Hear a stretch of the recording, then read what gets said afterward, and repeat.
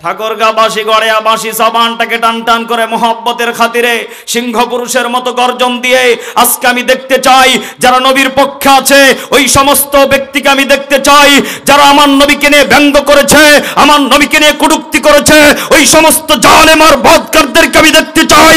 ওই সমস্ত জালেমদের পিছনে যারা লেগে আছো তাদেরকে আমি আজকে দেখতে চাই।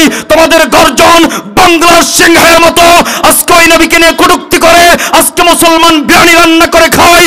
ওই সমস্ত নবীকে যারা কটূক্তি করেছে বাংলার জমিনে তাদের কল্যাণকে দুখণ্ডিত করার জন্য রাজি আছে কারা কারা? দুহাত তুলে আল্লাহকে দেখান।